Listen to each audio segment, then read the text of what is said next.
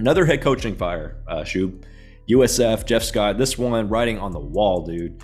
I'm surprised it didn't happen sooner, quite frankly, with USF. 4-26 in 3 years with only one FBS win. Dude, that's like pathetically bad. That is a yikes. Yeah.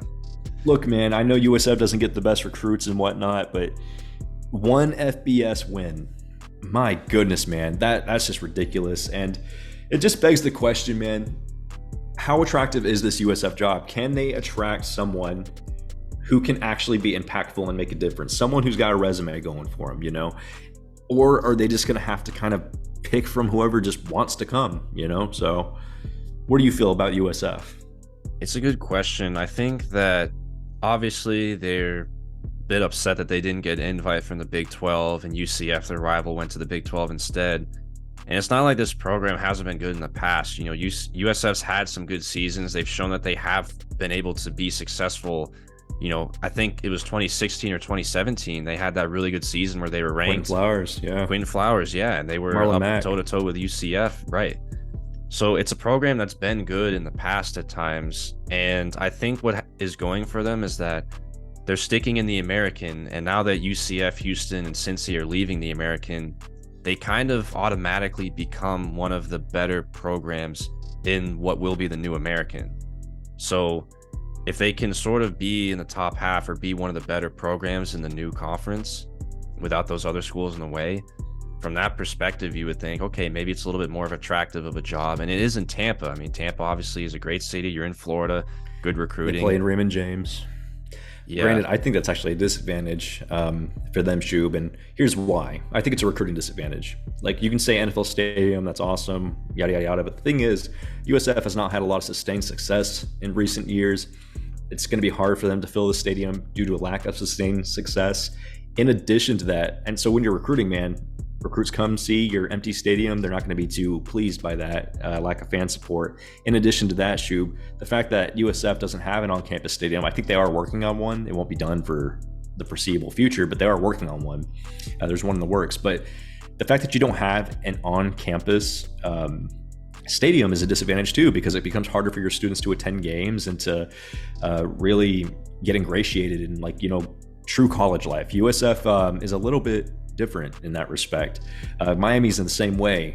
Have they play over in the Hard Rock? I was just about to say, it's not stopping Miami from getting. It's not stopping Miami because Miami's got all that NIL money. USF doesn't have the pockets. Yeah, and even if USF had the pockets, man, USF, I think they're more a institution that's driven towards research, and that's where they put more of their money. But nonetheless, man, USF has a lot of inherent recruiting disadvantages. Now let's look at some of the positives. They're in Florida, man. You're in South Florida. It's a great recruiting ground. There's a lot of great talent that you can get out there. The problem is with you being in South Florida now, your rival, UCF, just went to the Big 12. So they're going to have a financial advantage on you. They're going to have a conference prestige advantage on you. And they also have recent success over you now. So when it comes to competing against them, you're probably not going to win too many recruits over. And then look at Florida State, Florida, Miami, all the other teams within the same state that you have to compete with. It's a rough job, man. Now, if you can find those diamonds in the rough, those gems, sure. But the thing is, USF, I don't think is well equipped to be successful, at least in the short run. I think once they get an on-campus stadium going, they'll be in a better frame to maybe potentially get the recruiting up and get the fan support up, maybe pack the stadium, get some chants going. But the thing is, USF is not known for its college football or its fan base. And I think it's because of all those reasons, Shoob. I completely agree. Another thing to add on to your point, FAU is now equal competition because they're going to be joining the American. So it was kind of used to be USF and UCF were in the same conference at least. Now UCF is going to be in the P5, and then FAU is now in the same conference as you. So you can't really have that recruiting pitch of, oh, well, we're in a better conference than FAU. They're kind of on equal footing as you now. So that is a good point. Yeah, I think it's one of those at USF. It's a very long-term building project is everything that you just said. I would agree. And that's the thing, man. So look, for any we've talked about this in other head coaching videos. For any head coach or any coach in the industry in general, your aspiration is to move up and to get an opportunity to take a head coaching position. So I imagine there will be people who want to jump at the chance at this job. Will they have sustained success at this job? Is it going to be hard for them, or is it going to be easier for them to overcome? I don't think so, man. I think whoever comes in has a very tall task ahead of them. Granted, it would be very hard to do worse than the guy that you are replacing. One Exactly. FBS win in 3 years. I mean, come on, man. If you can get USF to a bowl game in your first 3 years, I think USF would settle for that. I think they'd be very happy with that, because that's still improvement. But man, I'm interested to see what USF can do when they get a new stadium in like 2026 or something like that. If you're like the AD of USF, man, what kind of person are you targeting? Like, where are you looking? Where are your eyes gazing in the world of college football? So maybe potentially get a coach who can uplift your program, but maybe, of course, you're going to be a stepping stone, but you just put you in the best situation to move forward and to put your program in the right direction before they leave. Like, if you're the AD, what are you thinking? It's got to be within your budget too. And that's another thing with USF. They're an American team. They don't have the budget of all these other big conferences. So your options are very limited. Hands are tied. Very tough job to be the AD at USF right now. Yeah, if I was the AD, obviously, I would go for the savvy coordinator hire, because if you're at a school like USF, we just talked about it, it's really hard to get that recruiting advantage. So at least get the X's and O's advantage. And I would hire, the savvy coordinator and maybe take a bit of a leap of faith on that. But because they just recently did that, and Jeff Scott was the offensive coordinator at Clemson, I don't feel like they're going to go that route. So I feel like they're probably going to go with maybe more of the established head coach that's more of like a program builder, not what I would do though.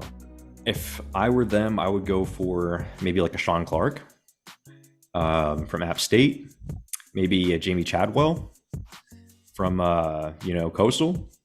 Are those those are guys they may though? Be able to get. I feel like that's a lateral move. Possibly, man, but it certainly would not hurt to try.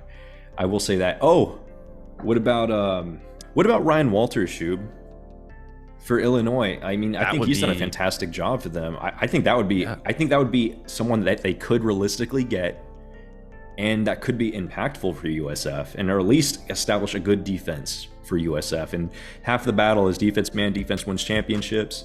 I think Ryan Walters would be someone that I would go after if I was the USF AD. That would actually make a lot of sense, because obviously they went with an offensive coordinator in Jeff Scott. So maybe you would think, okay, they're going to go with a defensive guy now, and the offensive coordinator that they already have in place. Granted, he might leave now that Scott's gone, but if they were able to somehow retain their current OC, I think he's actually pretty good from what I've heard, the current OC. So if they are somehow able to retain him and get like a defensive guy, I feel like that would be a good mix.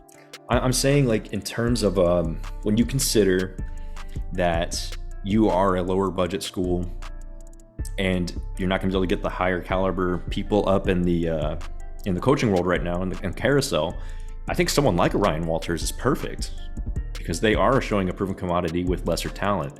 And I think that's what you need. You need a coach that proves that they can get more with less.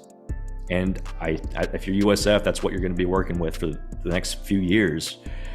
Mountaineer Nation, let's ride. Mountaineer Nation, let's ride. Mountaineer Nation, let's ride.